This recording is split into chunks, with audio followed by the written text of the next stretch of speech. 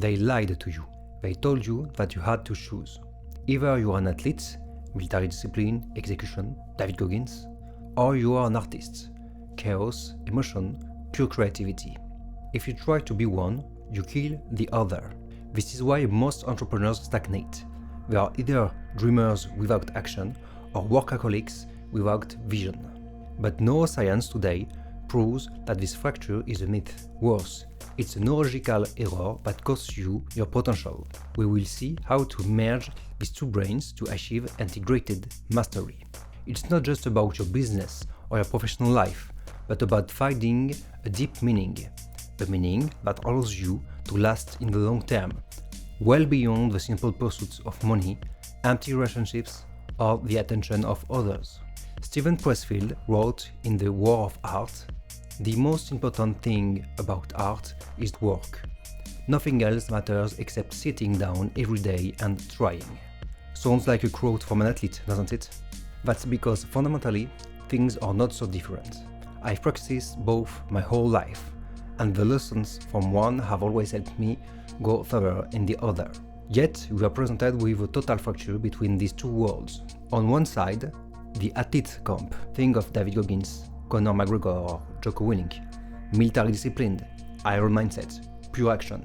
But in this world, art, doubt, emotion are at best a distraction, at worst, a weakness. On the other, the artist camp. Think of Taylor Swift, Christopher Nolan or Miyazaki. They also have incredible discipline, but they often reject sports. They see competition, impose rigor, toxic masculinity. And I experience this fracture personally. When I come out of a sports session in my gear and meet an artist, they immediately assimilate me to someone brutal and closed off. Dialogue is impossible. When I meet an athlete with my guitar in hand, they see me as scattered, undisciplined. Both camps are stagnating because they are stubborn and don't understand each other. Some even see it as a political thing, like left versus right. But this fracture is normal. It's even neurological. Each have brains that function differently. And that's what we're going to analyze here. There are many reasons for everyone to be interested in the other. For your brain, your career, and your health. If this fracture between art and sport seems so real, it is because it's anchored in the structure of your brain. There are three major neurological conflicts that create this opposition. First, the focus of mastery. The core of the difference lies in the area of the brain you activate to succeed. The athlete operates within the motor cortex, the cerebellum, and the premotor areas. Their brain is wired to external mastery. They seek coherence between what they want to do and the perfect execution of the body. They live in doing right, in mastered repetition. The artist activates the medial prefrontal cortex, the hippocampus, and the limbic system. They are focused on internal mastery. They seek coherence between what they feel and what they create. They live in doing through, in expressive variation. These two neuronal systems mutually inhibit each other. When one is dominant, the other goes in standby. 2. The relationship to failure. The neurological conflict results in a different fundamental fear of failure. The athlete evolves in a culture of performance. The error is a failure that must be corrected and suppressed. That training consists of unlearning doubt to gain precision. The artist evolves in a culture of transformation. The error is a raw material that must be sublimated to become significant. Their work consists of cultivating doubt to gain depth. The athlete trains to master the flow. The artist learns to dance with the flow. 3. The body as language. Finally, the relationship to the body itself is radically different. For the athlete, the body is a functional tool that must obey and direct its energy towards a clear and measurable goal. The gesture is efficient, not symbolic. For the artist, the body is an instrument of expression that must reveal an emotion, a rhythm, a tension. The gesture is language, not performance. This is why the athlete rejects expressive creation. They see it as a threatening loss of control. And the artist rejects meaningless sport. They perceive it as mechanical and brutal.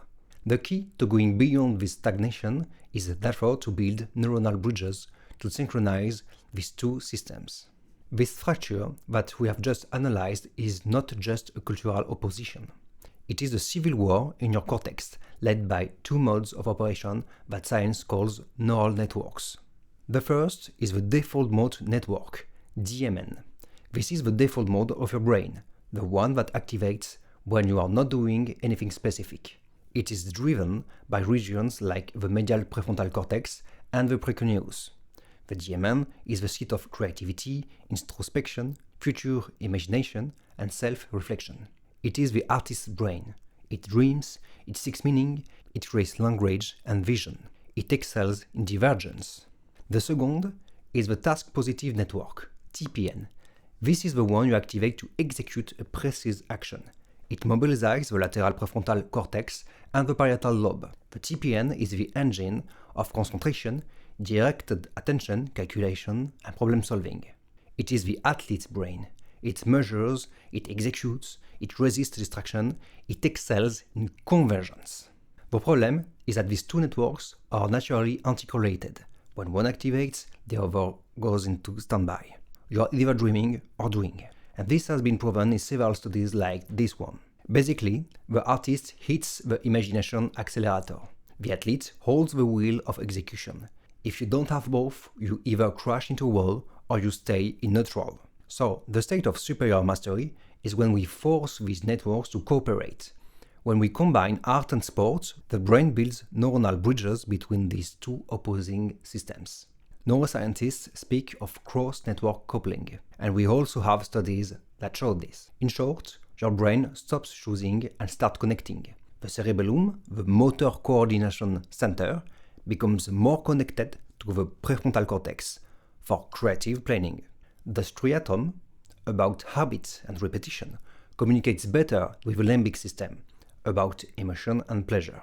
The result is radical. Your body becomes a channel of thought. You no longer just think with a brain, you think in motion.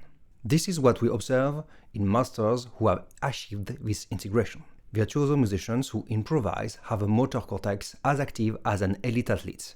Martial arts athletes develop an emotional system as refined as a stage artist.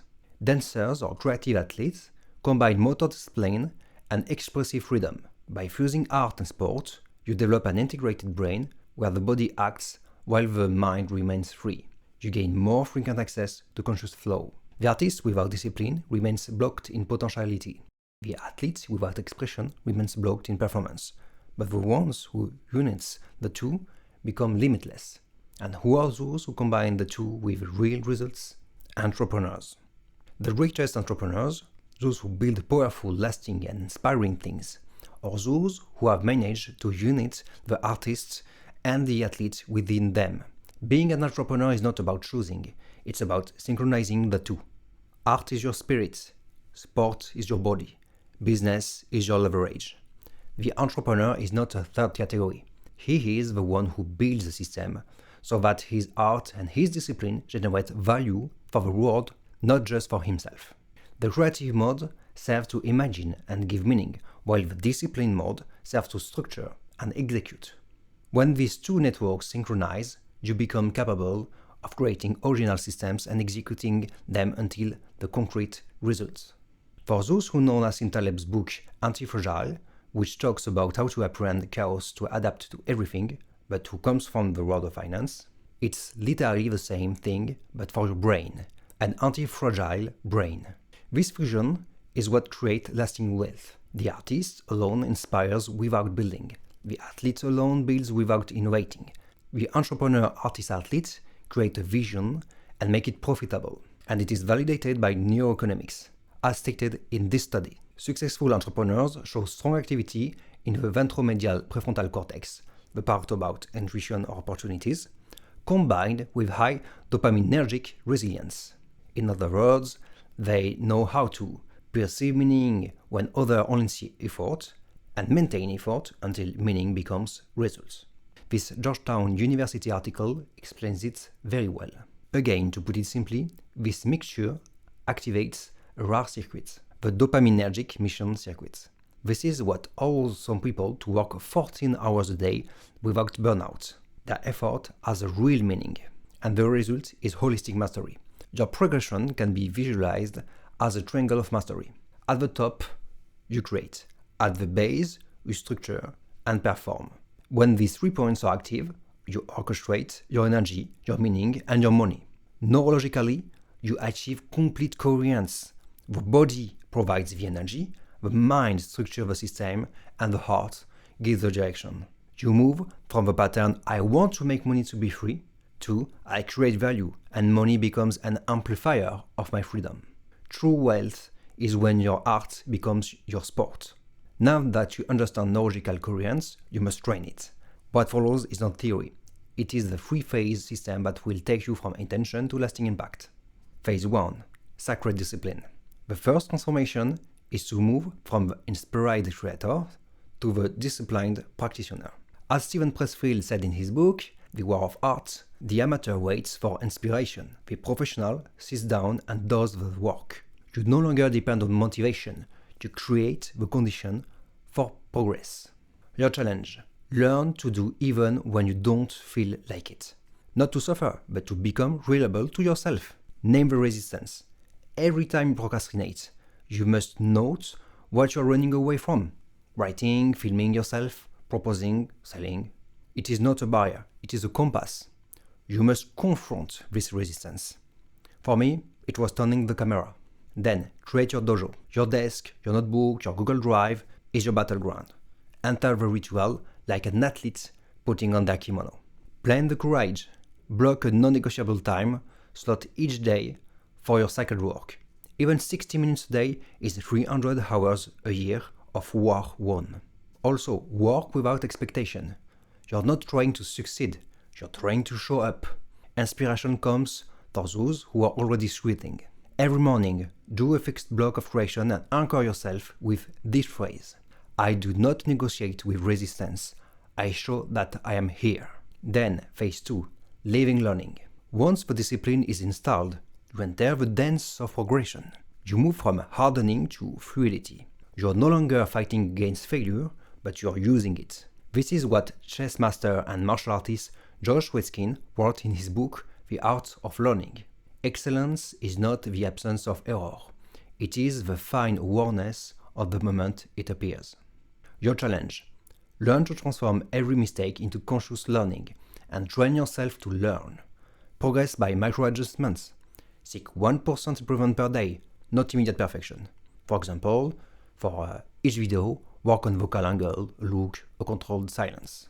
Investment in loss. Dare to make a fool of yourself. Publish before you're ready. Learn publicly. It's the equivalent of a judoka's falls. They are your anchoring points. Conscious slowness. Work slowly to deeply integrate the gesture into the motor brain. And stress as a training ground. Before each presentation or lunch, learn to perform under pressure. Observe your tension. Then breathe 3 cycles to calm down. At the end of the day, ask yourself the simple question. What did I learn that I couldn't learn other than through this mistake? And phase 3. Integration. This is where your arts become useful, your effort becomes profitable, and your evolution becomes visible. You move from inner mastery to outer transformation. The artist creates meaning.